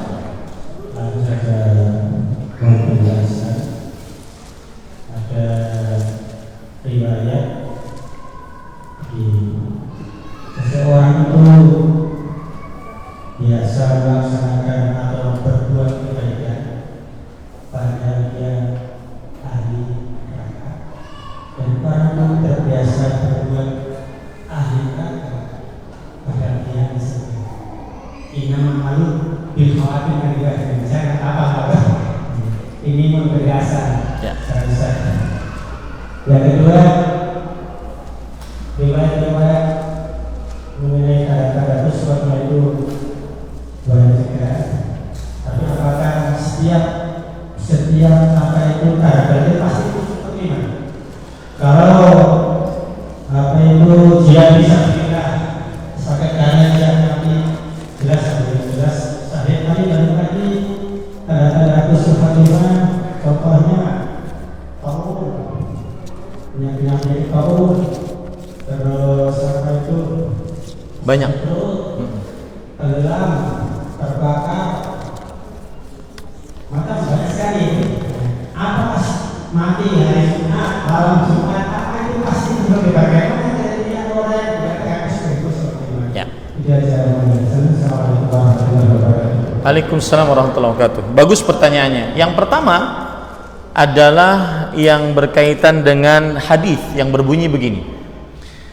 Wa inna ahadakum la ya'malu bi 'amali ahli al-jannah hatta yakunu bainahu wa bainaha illa dhira'. Fa ya'malu bi 'amali ahli an-nar fayadkhuluha. Wa inna ahadakum la ya'malu bi 'amali ahli an-nar hatta yakunu bainahu wa bainahu illa dhira'. Fa ya'malu bi 'amali ahli al-jannah fayadkhuluha. Yang artinya begini. Ada orang beramal dengan amalan penghuni surga. Amalan penghuni surga. Ternyata di akhir hayatnya dia beramal dengan amalan penghuni neraka.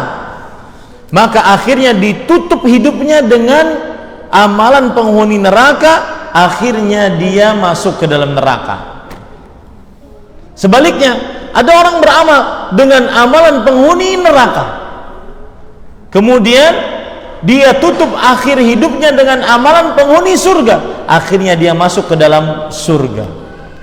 Hadis ini penjelasannya satu, yang menjadi ukuran adalah akhir hidup seseorang. Saya beri contoh ya, umur manusia 60 tahun, baliknya umur 15. Dari umur 15 dia maksiat aja sampai umur 59 tahun 364 hari maksiat tok. bahkan sampai murtad. Di hari yang ke-365 pas umur 60 tahun dia mengucapkan asyhadu alla ilaha illallah. Maka mana yang jadi ukuran, awalan atau akhiran? Al-akhir. Innamal a'malu bil khawatim. Amalan orang tersebut tergantung pada akhirnya. Nah, begitu juga sebaliknya. Dia berumur 60 tahun, 15 balik.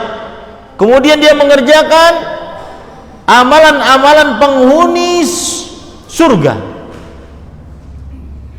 Lalu setelah itu pada umur 60 tahun sebelum mati dia bermaksiat kepada Allah, murtad. Yang jadi ukuran mana? Murtadnya. Ini faedah pertama dari hadis tadi.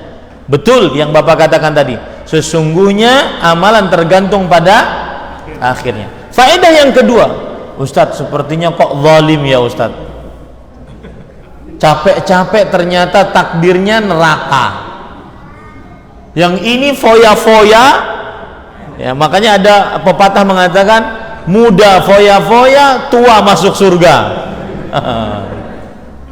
Ya, maka jawabannya ada beberapa jawaban. Yang pertama, orang yang beramal ibadah ternyata diakhiri dengan su'ul khatimah, itu ternyata amal ibadahnya riya.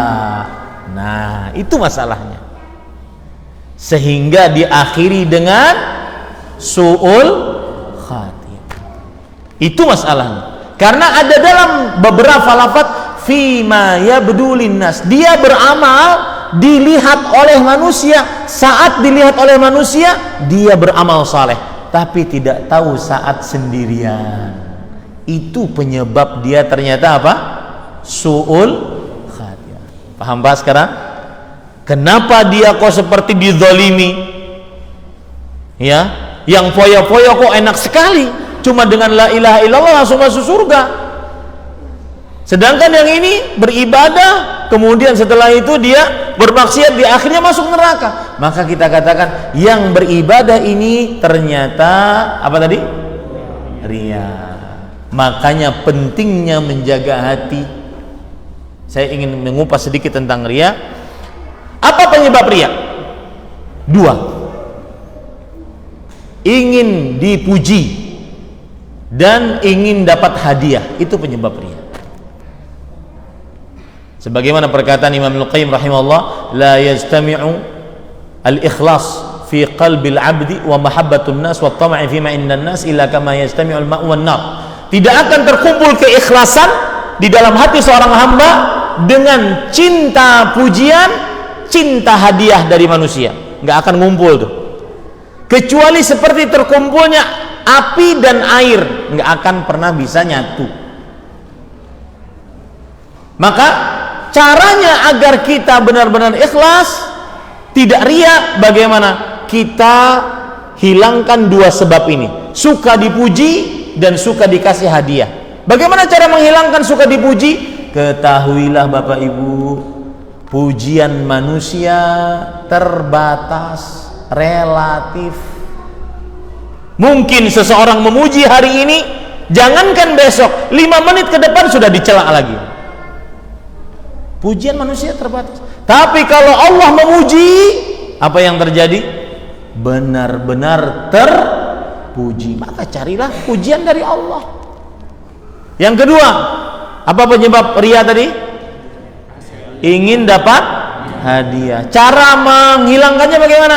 Ketahuilah apapun yang kita ingin dapatkan dari manusia, entah itu harta, tahta, wanita, tidak akan pernah sampai kepada kita kecuali dengan izin sinten Allah. Maka mintalah sama Allah. Ngapain minta kepada makhluk? Dengan begitu kita akan ikhlas. Jadi itu jawabannya, Pak. Mengapa orang kok bisa di akhir hidupnya mati dalam keadaan buruk? Ternyata ada riya. Lah ini, mengapa orang di akhir hidupnya mati dalam keadaan baik? Ternyata ada keikhlasan. Kan ada dalam riwayat Bukhari, seorang pezina wanita, lalu dia melihat seekor anjing berputar-putar di sumur, menjulur-julurkan lidahnya karena kehausan. Si perempuan tukang zina ini, pelacur ini, masuk ke dalam sumur, ngambil air, kemudian dikasihkan ke mulut anjing tersebut. Apa yang terjadi? Faghufira laha bihi. Hadis riwayat Bukhari. Maka perempuan tersebut, dosa zinanya yang bertumpuk-tumpuk selama ini, diampuni dosanya oleh Allah. Salah satu sebabnya apa? Ikhlas. Dari mana Bapak tahu ikhlas? Tidak dilihat orang. Makanya saya katakan tadi, jika Anda mampu menyembunyikan amalan walau satu aja, maka jagalah itu sampai mati. Sebagaimana seorang tabi'i, ketika beliau meninggal, ternyata ada bekas di sini, di punggungnya, karena dia bawa gandum untuk orang-orang miskin. Ketahuan dari mana? Pertama, dari jasadnya ada bekas. Yang kedua, tidak ada lagi yang masih gandum. Silahkan Pak, walau hanya mungkin 5.000 per hari, kita kasih orang 5.000 per hari sampai mati, sampai kita mati. Mungkin itu amalan yang akan menolong kita kelak di hadapan Allah Subhanahu wa taala. Jadi jawabannya begitu Pak. Ya. Adapun pertanyaan yang kedua tentang apa tadi Pak? Oh ya, husnul khatimah. Apakah setiap orang yang mendapatkan tanda husnul khatimah pasti husnul khatimah? Maka jawabannya Allahu a'lam. Karena yang tahu si fulan husnul khatimah, tidak husnul khatimah, hanya siapa? Allah. Kita hanya bisa berharap. Yang mati hari Jumat tetapi melakukan kesyirikan, husnul khatimah enggak? Lah enggak lah, enggak mungkin. Karena syarat mutlak husnul khatimah adalah akidah yang benar, tidak mungkin. Ya, jadi misalkan ada orang meninggalnya dalam keadaan tersenyum, mukanya cerah, kemudian ada keringat pada dahinya, itu tanda-tanda husnul khatimah. Tetapi dia dukun, maka kita katakan Allahu a'lam. Tidak juga kita katakan tidak mendapat husnul khatimah, tidak juga kita klaim dia mendapat husnul khatimah. Enggak juga. Allahu a'lam. Sama seperti Lailatul Qadar. Tidak ada tanda secara dalil syariat dari Al-Qur'an atau hadis orang mendapat Lailatul Qadar, enggak ada. Yang ada tanda Lailatul Qadarnya. Tanda orang dapat enggak ada. Ya, kalau dulu saya masih kecil, diceritakan, dengar begitu, Lailatul Qadar adalah cahaya dari langit masuk ke dalam atap, pecah atapnya, masuk ke dalam diri seseorang. Besok-besok orangnya jadi tabib. Ya, mengaku mengetahui akan hal gaib. Nah, enggak.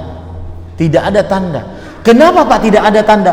Kalau ada tanda dia dapat Lailatul Qadar, maka dia akan ujub nantinya. Oh, sudah diampuni dosanya, ngapain sholat? Makanya tidak ada tanda. Begitu juga husnul khatimah. Kita hanya cuma bisa berharap. Ya, wallahu a'lam. Apabila seorang meninggal pada saat ibadah umrah, namun amalannya tidak sesuai dengan Al-Quran dan Sunnah, sesuai pemahaman para sahabat, apa hal ini dapat dikatakan kematian yang husnul khatimah Ustaz? Maka jawabannya yang jelas secara umum, yang meninggal dalam keadaan beramal ibadah maka dikategorikan sebagai orang yang dapat husnul khatimah. Berdasarkan hadis riwayat Imam Tirmidzi, Rasulullah SAW bersabda, Innallaha idza arada bi 'abdihi khairan yuwaffiquhu li'amalin salihin qabla al-maut. Sesungguhnya Allah jika menginginkan kepada hambanya suatu kebaikan, Allah akan beri petunjuk kepada hamba tersebut untuk beramal saleh sebelum meninggal. Nah Ustaz, lalu amal bid'ahnya bagaimana? Maka kita lihat bid'ahnya, bid'ah yang mengeluarkan dari Islam atau tidak.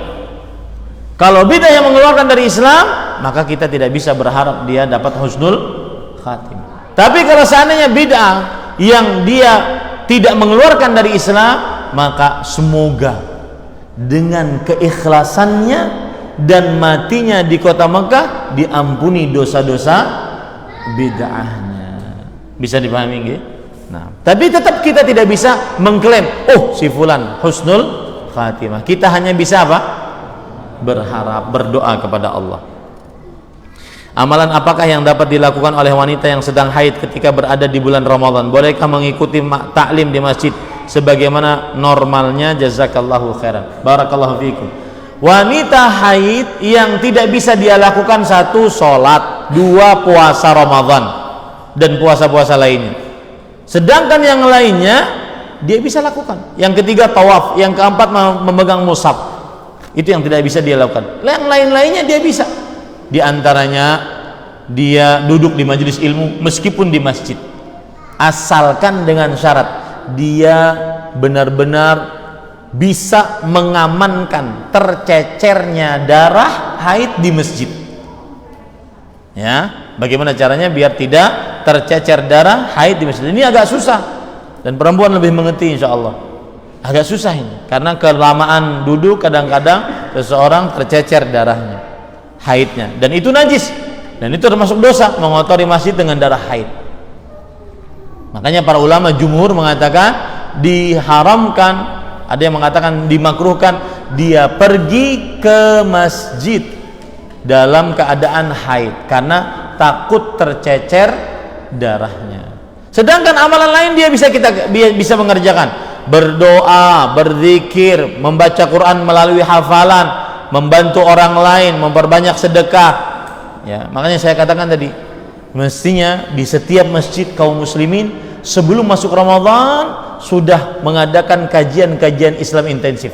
Di antara yang paling utama dibahas adalah amalan inti Ramadan.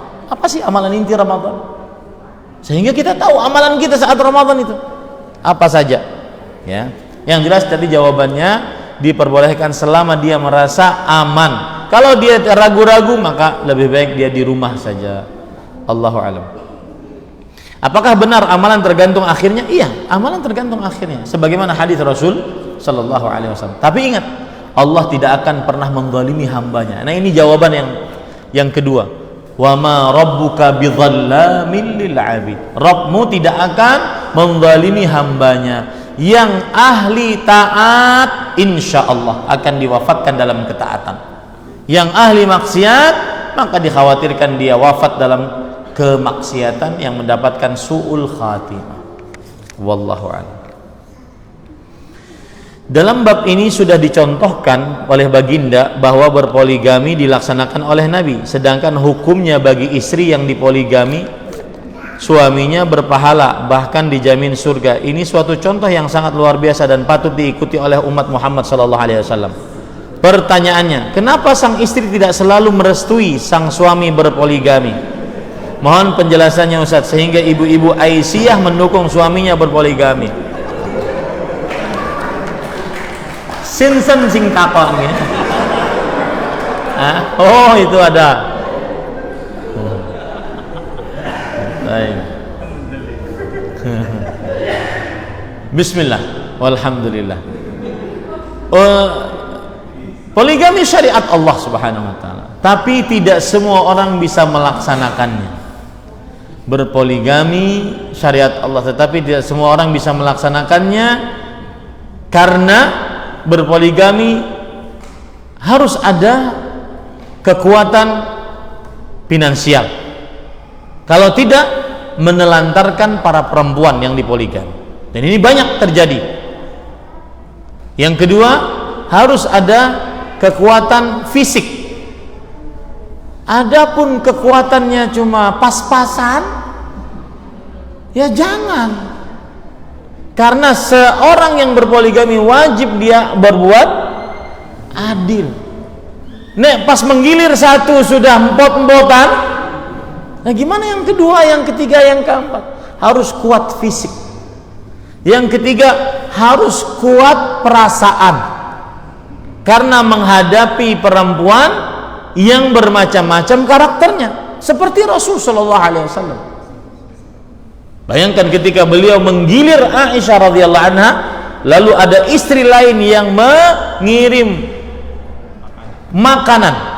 Kemudian Aisyah radhiyallahu anha karena cemburu dipecahkan piringnya dan makanannya terhambur ke sana kemari. Apa yang dilakukan oleh Rasulullah SAW? Diseneni? Tidak. Apa yang beliau lakukan? Beliau malah mencarikan alasan agar para sahabat memaklumi kelakuan Aisyah radhiyallahu anha. Apa beliau katakan? Gharat ummukum, ibunda kalian sedang cemburu, mohon dimaklumi. Nah, begini laki-laki yang bisa berpoligami, laki-laki yang sabar.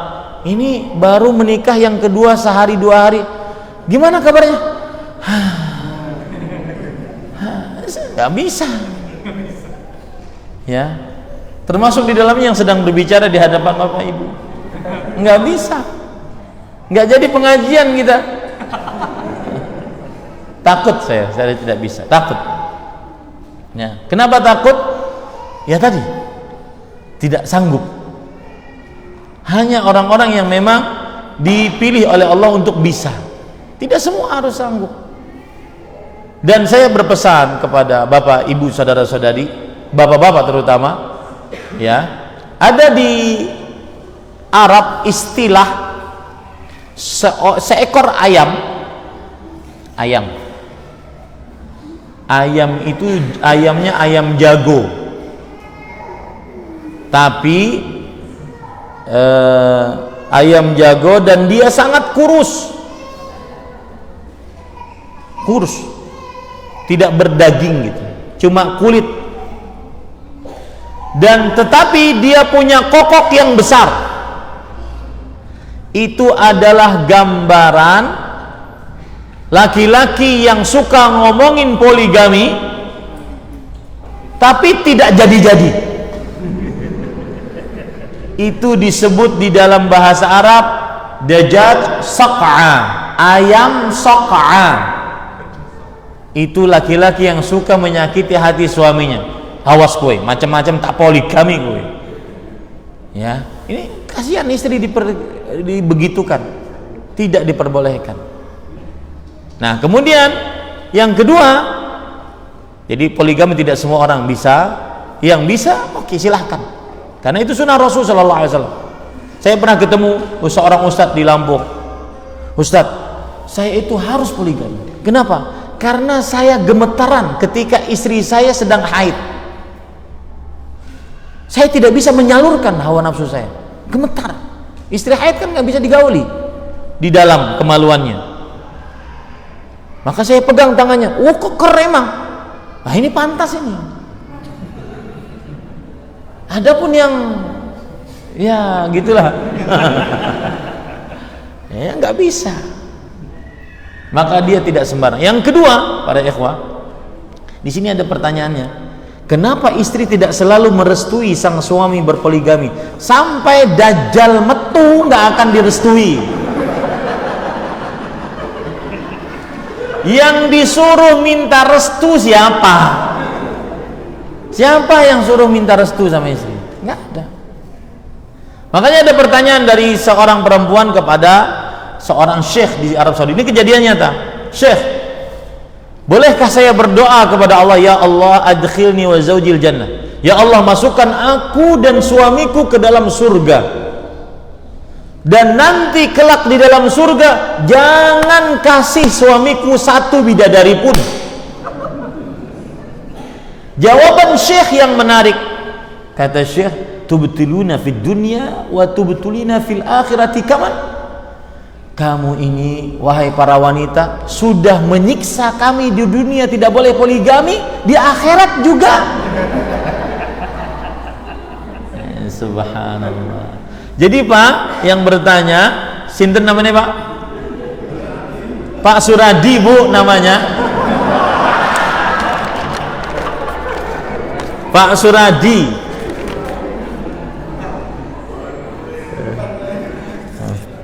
Ya.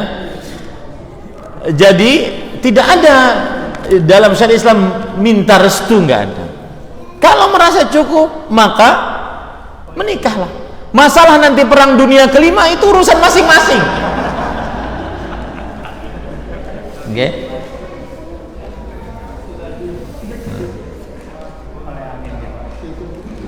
Taib. Dan saya nasihatkan kepada para laki tadi, yang saya nasihatkan, jangan bermudah-mudah ngomong di depan istri, itu menyakiti istri. Tidak diperbolehkan. Kalau mau ya nikah tanpa harus menggembar-gembor 10 tahun dari malam pertama. Ancamannya itu, awas kue, macam-macam poligami kue. Malam pertama sampai 10 tahun, nggak benar itu. Itu tidak diperbolehkan, ya, karena menyakiti hati sang istri. Dan saya berpesan kepada para suami, yang kemarin di Surabaya saya tekankan juga, suamilah yang lebih wajib bersabar kepada istrinya dibandingkan istri kepada suaminya. Suami yang lebih dituntut untuk bersabar, ngayomi, dibandingkan istri kepada suaminya. Karena Allah berfirman, wa'ashiruhunna bil ma'ruf, gaulilah para istrimu dengan baik. Itu redaksi ayat kepada siapa? Suami. Rasulullah SAW bersabda, istausu bin nisa'i khairan, aku wasiatkan kalian untuk berbuat baik kepada para wanita. Itu redaksi kepada siapa? Suami. Coba Pak bayangkan, ya, kita punya anak perempuan, saya punya anak perempuan 2. Saya nggak tahu nanti bagaimana melepas anak perempuan saya.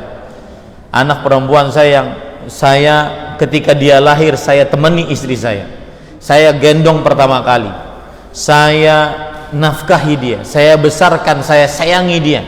Lalu ada datang laki-laki enak saja ngambil dia, dengan nikah tentunya ngambil dia dari saya sesudah dia besar, cantik dan semisalnya.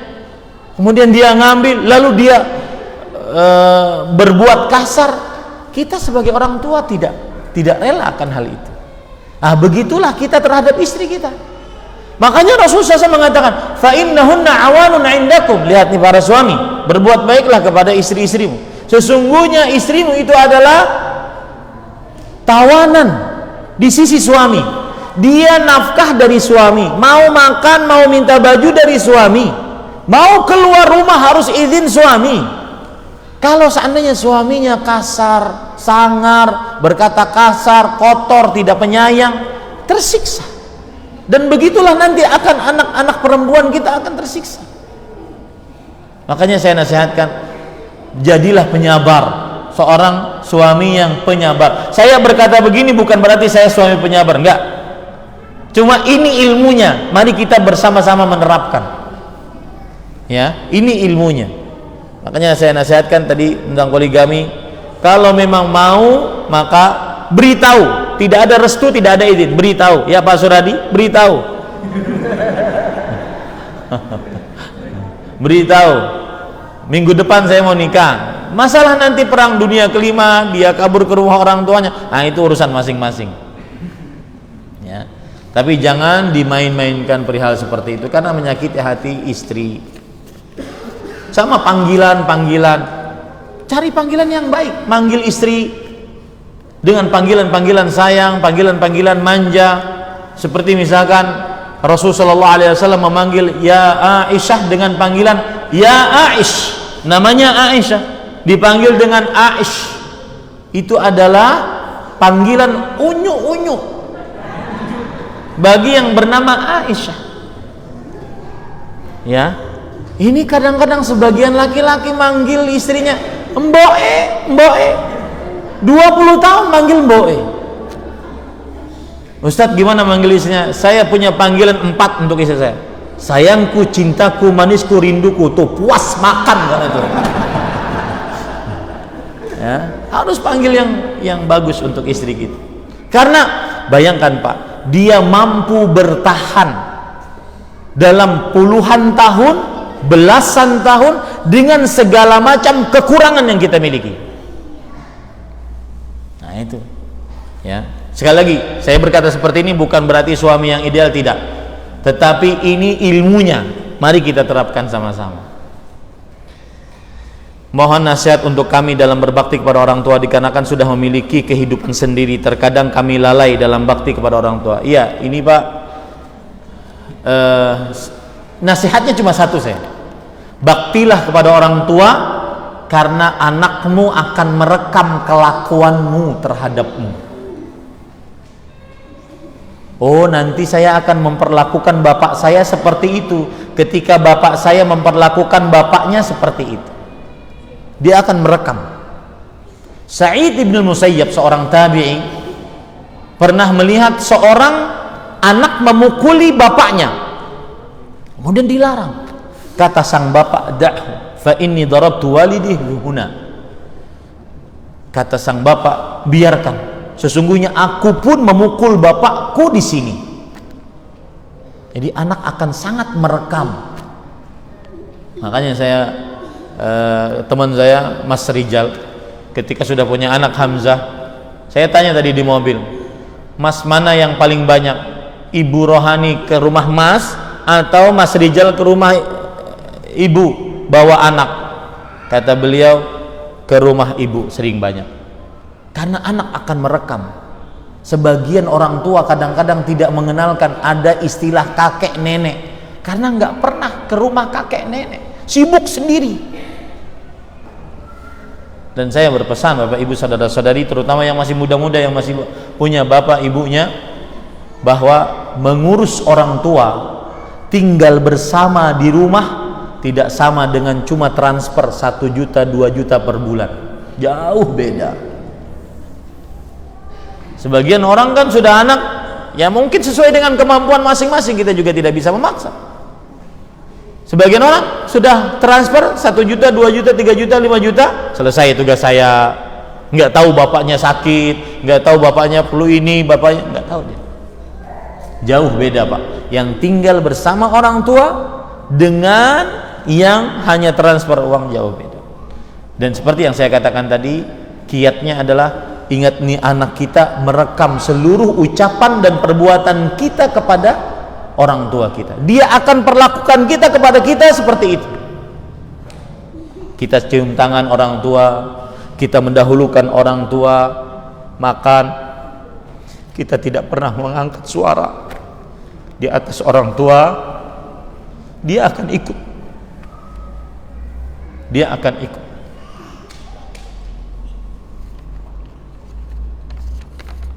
Dan jangan pernah menyesal seumur hidup saat seorang durhaka pada orang tua.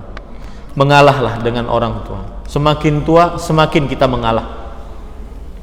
Semakin tua orang tua kita, semakin kita mengalah.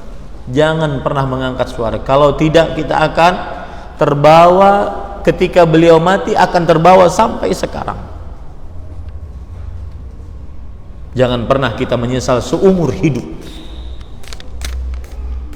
Mengalahlah. Makanya Allah berfirman, wa qul lahuma qawlan karima. Ucapkanlah kepada kedua orang tuamu ucapan yang baik. Para ulama tafsir mengatakan, apa yang dimaksud dengan ucapan yang baik?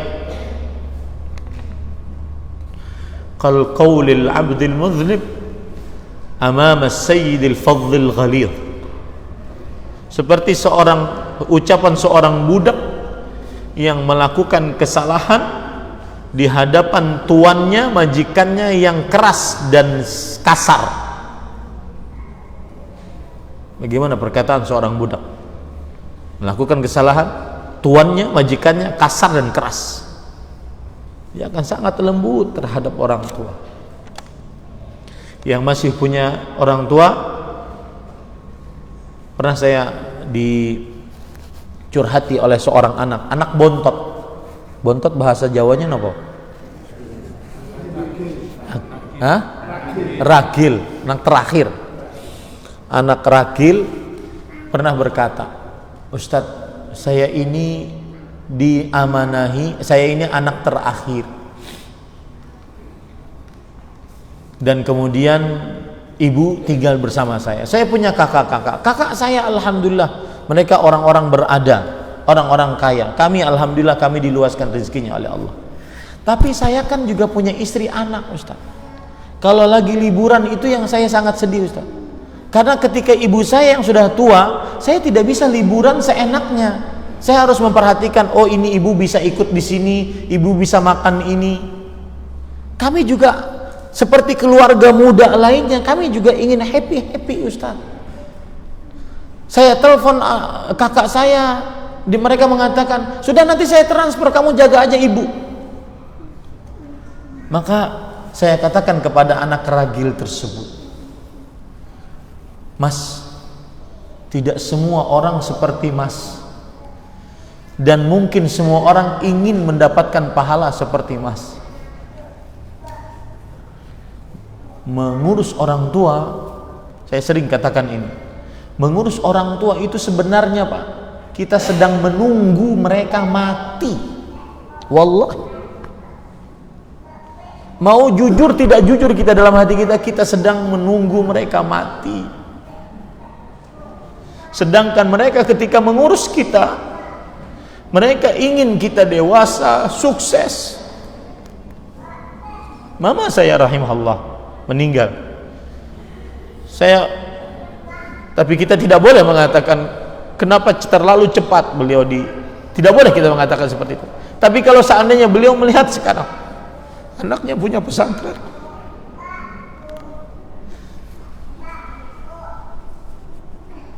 anaknya bisa ceramah, kasih ilmu ke kaum muslimin, maka saya nasihatkan,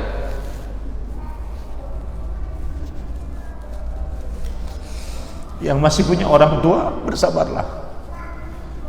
Kadang-kadang mengurus orang tua tidak sama dengan mengurus yang mereka masih muda. Sabarlah. Karena kita ngurus mereka, itu nunggu mereka mati. Mereka mau marah, sabar aja, jangan pernah dilawan. Jangan pernah angkat suara meskipun kita benar. Diam saja. Ini yang dikatakan oleh Rasulullah SAW ketika ada orang minta berjihad bersama Rasulullah SAW. Kemudian kata Rasulullah SAW, ahayyun walida, apakah kedua orang tua masih hidup? Kemudian pemuda ini mengatakan, iya, keduanya masih hidup. Wahuma yabkiyan, dan mereka berdua menangis, aku tinggalkan untuk berjihad bersama engkau. Kata Rasulullah SAW, fafihim fajahid, yang artinya berjihadlah mengurus kedua orang tua. Lihat, berjihad melawan musuh kalah dengan berjihad mengurus kedua orang tua. Kenapa Pak? Karena kadang-kadang berjihad mengurus orang tua bukan hanya urusan nyawa Pak, urusannya perasaan. Kita harus mengalahkan istri, anak demi orang tua, dan itu berat. Maka saya nasihatkan kepada yang bertanya tentang berbakti pada orang tua, bersabarlah dengan berbakti kepada orang tua, dan usahakan kunjungi orang tua. Allahu a'lam. Apa kalau meninggal husnul khatimah itu bebas dari fitnatul qabr? Nah, jawabannya iya. Yang ada beberapa dalil yang menunjukkan bahwa siapa yang husnul khatimah, diantaranya malam Jumat, dia akan terbebas dari fitnatul qabr.